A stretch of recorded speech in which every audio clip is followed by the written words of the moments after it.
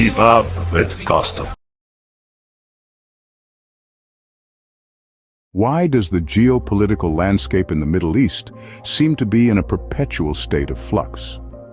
If you're looking for a current example of this, look no further than the escalating Houthi attacks. The situation in Yemen, particularly the recent airstrikes on Houthi targets by the US and its allies, has drawn global attention. This isn't just about regional power struggles. It's about the potential disruptions to global oil supply and the knock-on effects these could have on the world economy. The Houthi attacks have far-reaching economic implications. As a direct consequence, we've seen a surge in global oil prices, leading to increased inflation and economic instability in many countries. This domino effect is particularly felt in countries heavily dependent on oil imports. Take India, for example, the third largest oil consumer globally. The rising oil prices have hit this South Asian giant hard, causing a ripple effect on its already strained economy. Indeed, the economic impact of these attacks is felt globally, with countries like India bearing the brunt. India's relationship with the Middle East is multifaceted and complex. As one of the largest oil consumers globally, India has strong economic ties with the Middle East, particularly in the oil sector. The Houthi attacks and the resulting instability in the region are of great concern to India, which relies heavily on oil imports from this region.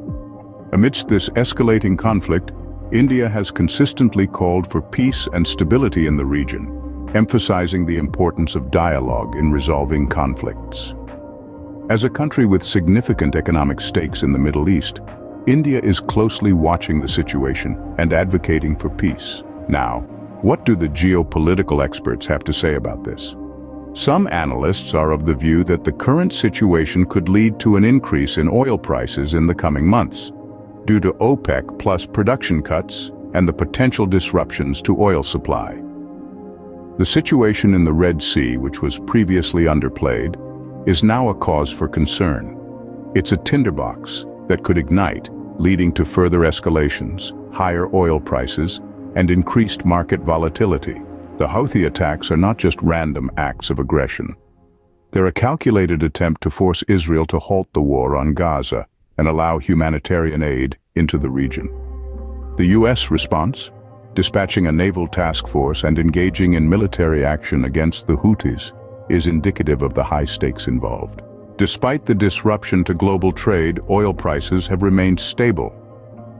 The attacks have mainly affected the narrow Strait of Bab al-Mandab, through which approximately 50 ships pass daily on their way to and from the Suez Canal. The closure of the Strait of Hormuz, a key channel for transporting crude oil, could cause a surge in prices. The ongoing war in Gaza and tensions in Lebanon and Iraq have only added to the regional tensions.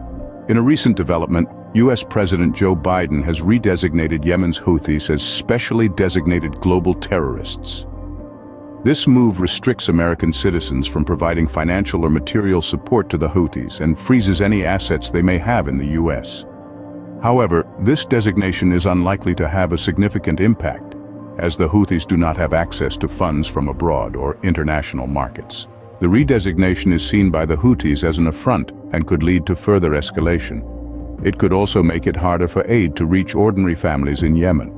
The Houthis, for their part, have vowed to continue their attacks in protest over Israel's war on Gaza. The US and UK have launched strikes against the Houthis in response to their attacks on Red Sea shipping. In summary, the Houthi attacks are not just about regional power struggles. They're about global oil supply, the world economy, and the potential for wider regional conflict. The situation is fluid and the stakes are high.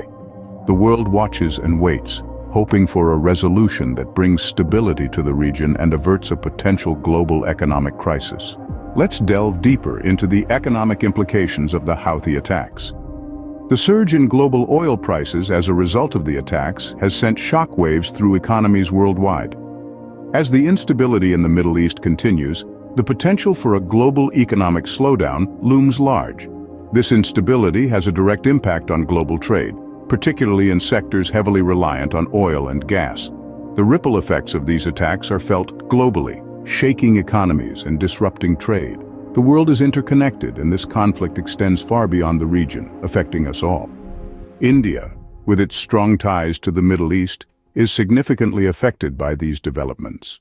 The surge in oil prices has rippled into India's economy, leading to increased inflation that directly impacts the common man. The cost of living rises, and the economic burden on households intensifies. Beyond inflation, India's energy security is at risk due to the instability in the Middle East. India relies heavily on the region for its oil and gas needs, and this conflict threatens to disrupt that supply. Amidst these challenges, India is engaging in diplomatic efforts to maintain peace and stability in the region, striving to mitigate the impact on its economy and its people. India, with its significant economic stakes in the Middle East, is navigating these turbulent waters with caution and diplomacy.